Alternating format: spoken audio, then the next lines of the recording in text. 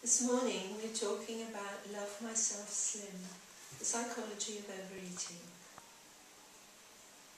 In this book, psychotherapist Jonathan Wimes explores the psychological patterns linked to overeating.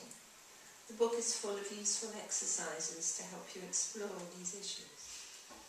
The title itself is somewhat controversial, Love Myself Slim. Is it appropriate, do you think, to be encouraging people to become slim? Well, for me, I think people come in all shapes and sizes, and I think you can clearly love yourself whatever your size is. But I think if you're interested in losing weight, or you have a problem with your weight, then for me it's really important to understand some of the psychological issues and reasons why you might be overeating to help support yourself with that. So how did you come to write this book in the first place? Well, I think partly it was just becoming personally aware of how many people seem to be becoming overweight. I mean, just walking around in my local town and seeing how many people are becoming overweight and feeling really concerned about that. And then over the past few years, clients have come with a whole range of different issues, but contained within that there's been this theme of obesity and overweight, and I've wanted to address that, so I've been working with clients on those issues for some years now. When I look in my local bookshops, there's whole shelves of books encouraging people or supporting people to lose weight. How is this book any different from those? Well, I think there are lots of diet books around which are more aimed at what you actually eat. I think there are fewer around that are addressing actually the patterns from our childhood that may lead us and give us a predisposition towards overeating. And that's really what the book is concerned with, is looking at these old patterns and how they're replicating in the present and how we might work with that. And you mentioned you're a psychotherapist and you've been working with clients. So could I use this book on my own, or do I have to go and see a psychotherapist? No, I think the book is designed in a way that there are different chapters looking at different issues to do with overeating, and you can dip into those, so there may be some that you find are more relevant than others. But yes, you can work with this on your own. I think clearly if you're getting stuck or you're finding difficulty with it, then it might be a book that you could take to a therapist and say you're using it, and they could help you, support you in your work in this. Okay, so some of the phrases you use in the book, you talk about the body-mind disconnect. What do you mean by that?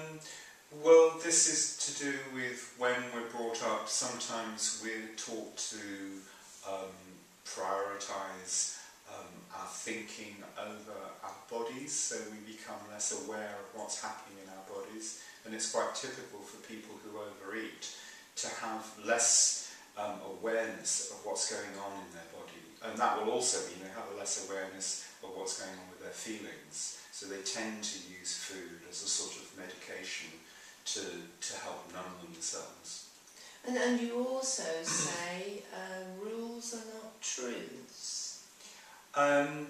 Yes, this is also going back into childhood, and the idea that we're all given a certain set of rules in inverted commas which come from our upbringing and from our parents, and that we can tend to see these as things that are set in stone, whereas in fact they're just rules that we happen to have learnt. And very often when people come for therapy, and in the book, you're challenged to look at these things, these rules that you have, to see whether they're actually still appropriate for you. Okay. So how does avoiding your feelings relate to overeating? Well, as I detail in the book, I think a typical day for somebody who tends to overeat might be that they go to work, something happens whilst they're at work which they're not happy with, they might become angry or stressed by this thing, but they don't actually address it, so they go home with a sense of frustration or anger or upsetness, and then they tend to eat, to push down the uncomfortable feeling that they're having, in the hopes that that's going to help that feeling go away. But in fact, of course, what tends to then happen is they tend to feel badly about the fact they've overeaten, so you're in a kind of vicious circle. So can you say something then about eating and the development of identity of who you see yourself to be?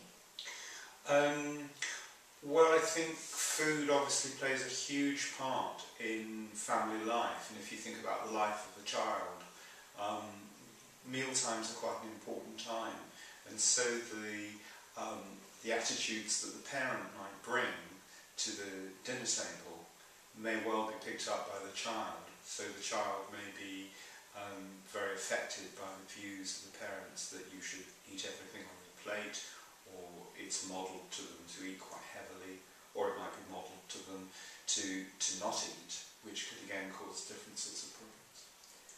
Another word you use is confluence. How does that link to overeating?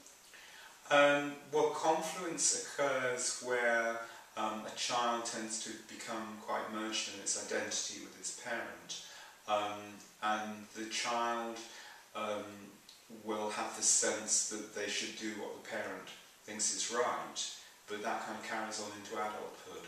So, for example, the child might have the sense that it should always put other people first, and that becomes one of these rules that you talked about earlier. Yeah. And so the person becomes, well, they find it difficult to assert themselves and to enter into conflict with other people, but conflict is an inevitable part of living, that we sometimes have to say no, or we have to challenge something that is happening.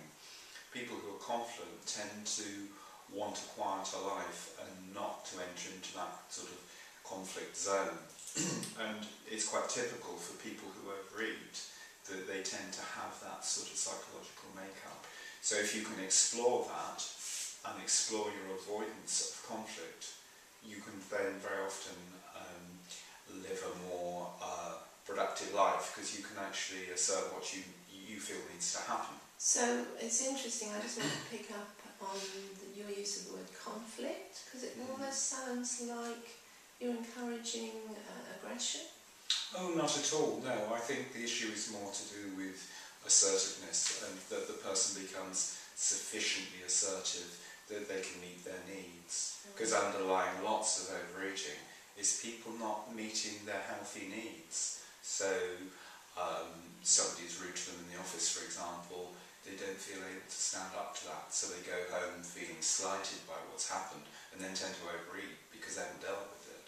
Whereas if they can become more assertive and say, excuse me, I'm not happy with that, then they're much more likely to not have those feelings of being slighted, and then not to overeat.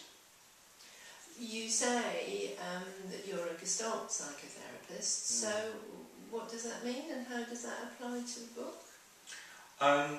Gestalt is a particular form of therapy that uses lots of different sort of interactive ways of working with the client, and in terms of the book, I think it's more about getting in touch with your own ability to make a connection with yourself and to make a connection with the world.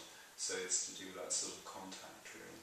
And you also say another important part of your work is mindfulness. So how does that apply to the Yeah, in recent years I've become very interested in mindfulness, which is using various approaches to become more present-centred and to live life more fully through being more present.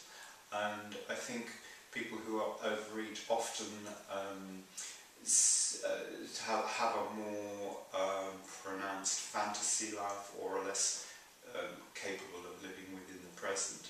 So some of these exercises are helping to both ground you, calm you, and bring you more into the present reality. So thank you for talking about this, and before we finish, there are two rather perhaps practical questions that I'd like to ask you. Where can I get this book and how much is it? The book is available on Amazon, and I think the current price is £9.40. And last of all, can I actually contact you personally if I buy the book? Can I contact you? Yes, if you go onto our website, which is on the screen now, I think, you will be able to find contact details there to reach me. So I'm quite happy to answer questions about any of these issues. Thank you very much. Thank you.